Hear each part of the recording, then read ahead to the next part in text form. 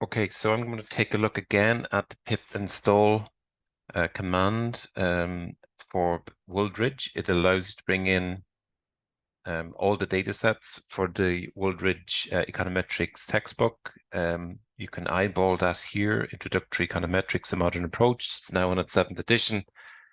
And the table of contents ranges from introductory econometrics, introductory linear regression models to more complex multivariate models, violations of the normal assumptions, heteroscedasticity.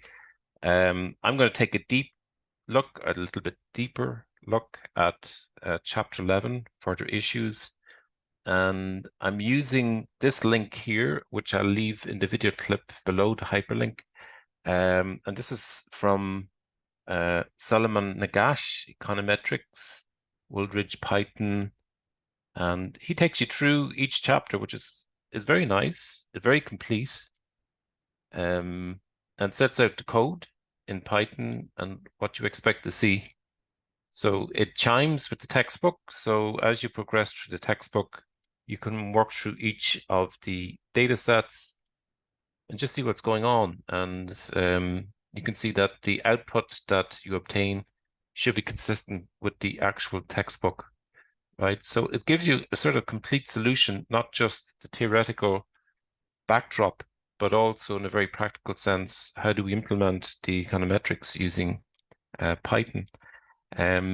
So we've got to import in then stats model because we're going to run the regressions using that type of output, the kind of more classic econometric type output. To take a look at all the data sets, data.woo, and we specifically have an interest in an NYSC.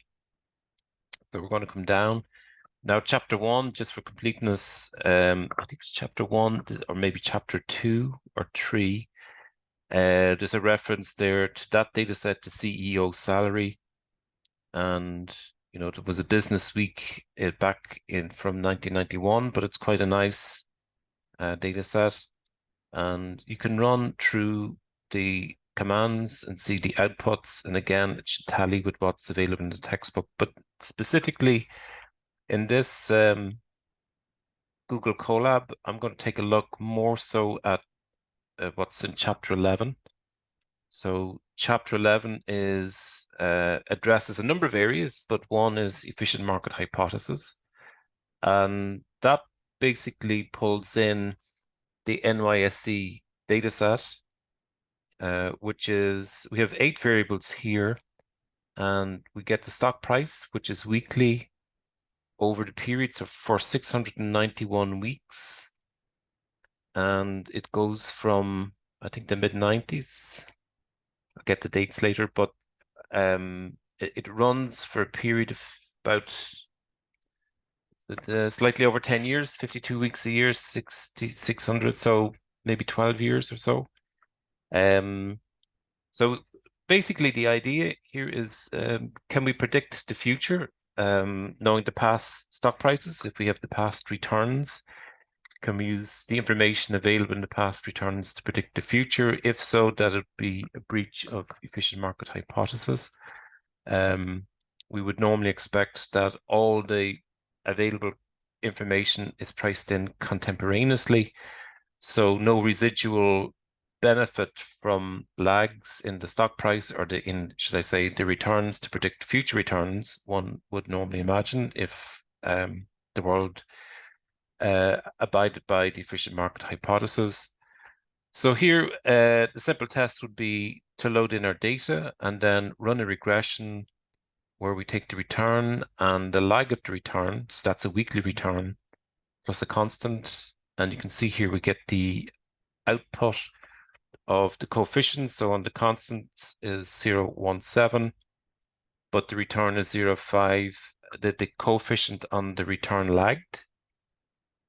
So let's see if we can see that on the return lag. So the lag of the return is 0.59, 0.059 on the lag of the return, right? So a consistent result there. When we look at the t-value here, less than 2, so marginally outside the 10% probability, critical value, not touching. We cannot be 95% confident that this is not equal to 0. So we have weak evidence here to support contention that this lag is predicting the future. We cannot rule out the possibility that it's not, and that this could actually be 0. So to enhance that, you could run a second lag in your regression model, and you could take both a coefficient, the constant, the return lagged 1 week, the return lagged 2 weeks, and run the regression again. And the output, let's just make sure we have estimated the returns.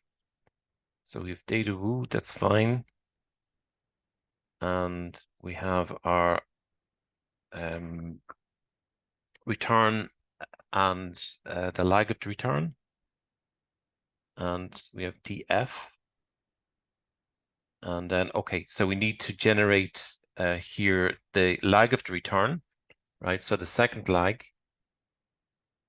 And we do that, we impose this new row, return underscore 2, meaning take the return column and lag it 2 periods. So that creates a new column in our data set.